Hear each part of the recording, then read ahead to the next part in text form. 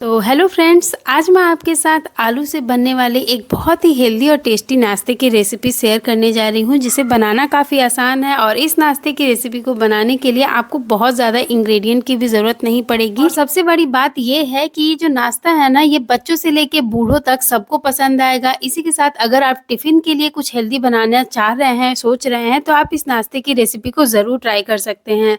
अच्छा, चलिए अब रेसिपी शुरू करते हैं। तो रेसिपी बनाने के लिए सबसे पहले हमें लेना है आलू। आलू को मैं यहाँ उबाल ली हूँ और इसे पहले ही मैंने उबाल लिया था, जिससे ये अच्छे से ठंडा हो गया है। तो अब इन आलूओं का हमें छिलका हटा लेना है और एक बड़े से बाउल में आलू को हम ले लेंगे। तो आलू को छीलने के बाद अभी मैं इसे साइड में रखी हूँ और इसके बाद अब मैं ली हूँ स्प्रिंग अनियन। स्प्रिंग अनियन ठंड के मौसम में बहुत ज़्यादा मिलता है, फिलहाल अभी बहुत मिल रहा है, तो इसका इस्तेमाल हम करेंगे इस रेसिपी को बनाने के लिए। इसे हमारे भाषा में सागा प्याज कहते हैं। तो सबसे पहले मैं क्या करूँगी ना कि इसके ऊपर की लेयर मैं हटा दे रही हूँ, इस प्याज के ऊपर की लेयर, क्योंकि ये थोड़ी-सी गंदी है।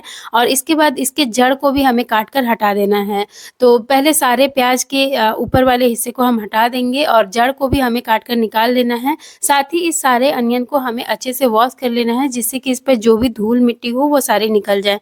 तो यहाँ मैंने प्याज को अच्छे से धो लिया है और इसके जड़ वाले हिस्से को मैं निकाल दी हूँ। इसके बाद जो प्याज का नीचे वाला हिस्सा होता है ना, मोटा वाला, इसे हमें निकाल देना है और इसका इस्तेमाल हम रेसिपी बनाने में नहीं करेंगे। अब ये स्प्रिंग अनियन की जो पत्ती बची है, इस पत्ती को हम काट लेंगे, वो भी बिल्कुल बारीक-बारीक हमें काट लेना है। तो चाकू से मैं यहाँ इसे काट ले रही हूँ। इसके बाद मैं इसी के साथ काटूँगी हरी मिर्ची, तो 2 मीडियम साइज़ की हरी मिर्ची मैं ले ली हूँ। टेस्ट के अनुसार आप हरी मिर्ची ले लीजिए। साथ ही मैं यहाँ धनिया पत्ती भी ले ली हूँ। धनिया पत्ती भी फिलहाल बहुत ज़्यादा मिल रहा है मार्केट में और इसका टेस्ट भी काफ़ी अच्छा होता है, इसलिए मैं धनिया पत्ती भी डाल रही हूँ।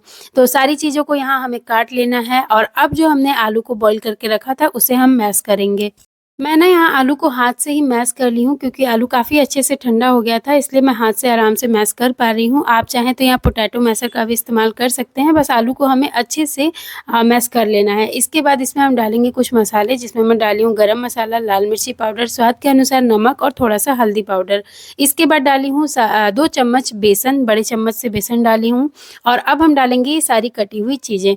तो ये जो प्याज़ मैंने काट कर रखा था ना, वो मुझे थोड़ा-सा ज़्यादा लग रहा था, इसलिए मैं इसमें से थोड़ा-सा बचा ली हूँ और इस प्याज़ को मैं इसमें नहीं डालूँगी। अब जो हमने बाउल में लिया है ना बाकी सारी चीज़ें, उन सारी चीज़ों को हमें अच्छे से मैश करना है, मिलाना है और इसका एक सॉफ्ट सा डो लगा लेना है। मतलब कि एक बाइंडिंग कंसिस्टेंसी इसकी होनी चाहिए और जब ये इस तरह से डो की तरह हो जाए, बंधने लग जाए, फिर ये तैयार है। अब हमें इसे किसी भी शेप में इसको हमें शेप देना है। तो यहाँ मैं थोड़ा-थोड़ा पोर्शन इस डो का उठा रही हूँ और इसके बाद मैं इस तरह से हाथ से दबाते हुए इसे शेप दे रही हूँ। आप चाहें तो इसे स्क्वायर शेप दे सकते हैं, गोल शेप दे सकते हैं, मतलब कोई सा भी आप इसे शेप दे सकते हैं, वो आपके ऊपर है। तो आप देख ही सकते हैं मैं यहाँ इसे टिक्की के शेप में कर ली हूँ और सारे डो को ना एक साथ मैं टिक्की का शेप दे दूँगी। इसके बाद अब मैं तवा गरम करूँगी और तवे के ऊपर ना मैं इसे सेकूँगी। आप चाहें तो इसे डीप फ्राई कर सकते हैं या फिर शैलो फ्राई कर सकते हैं, वो आपके ऊपर है। मैं इसे फ्राई नहीं करने वाली हूँ, बस हल्का-हल्का सा सेक लूँगी। तो अब आप देखिए यहाँ मैं तवे को काफ़ी अच्छे से गरम कर ली हूँ और अब इसके ऊपर ऑयल से ग्रीसिंग कर दी हूँ। तो तवे के ऊपर तेल लगाने के बाद जो हमने टिक्की बनाकर रखी थी, इस टिक्की को एक-एक करके मैं तवे के ऊपर रख दी हूँ और इसे दोनों साइड से मैं उलट-पुलट कर मीडियम फ्लेम पर सेक लूँगी, तब तक जब तक कि दोनों साइड इसके ऊपर अच्छा गोल्डन स्पॉट्स ना आ जाए और जब तक कि ये क्रिस्पी ना हो जाए।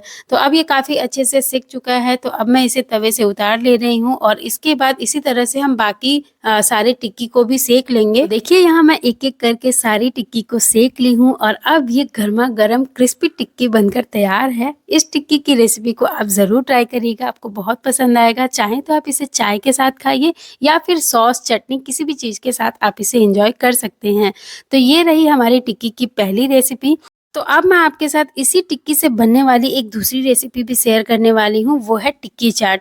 तो सबसे पहले टिक्की को हमें लेना है प्लेट में और इसके ऊपर मैं डाली हूँ बिल्कुल गाढ़ी दही, बड़े चम्मच से 2 चम्मच दही डाली हूँ। साथ ही डाली हूँ इमली की चटनी, वो भी बहुत गाढ़ी है, खट्टी-मीठी चटनी है, तो वो भी मैं 2 चम्मच डाली हूँ। इसके बाद डाली हूँ बारीक कटा हुआ प्याज, बारीक कटी हुई टमाटर, साथ ही डाली हूँ भुनी हुई मूँगफली और अब इसके ऊपर डाली हूँ बिल्कुल बारीक करके नमकीन। मिक्सचर नहीं है ये, नमकीन नमकीन है, लाल वाली नमकीन आती है वही नमकीन है। आप इसके ऊपर मिक्सचर वगैरह डाल सकते हैं।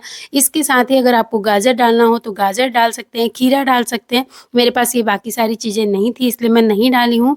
अब इसके ऊपर मैं डाली हूँ धनिया पत्ती, थोड़ी-सी स्प्रिंग अनियन और इसके बाद चाट मसाला, लाल मिर्ची पाउडर और थोड़ा-सा काला नमक। तो ये सारी चीज़ें डालकर अब ये टिक्की चाट बनकर तैयार है। बहुत ही गज़ब की बनी थी। मैं आपसे रिक्वेस्ट करूँगी एक बार नाश्ते में आप इस रेसिपी को ज़रूर बनाकर देखिएगा, आपको बहुत पसंद आने वाला है। और अब आपको मेरी ये रेसिपी थोड़ी-सी भी पसंद आई हो, अच्छी लगी हो तो वीडियो को लाइक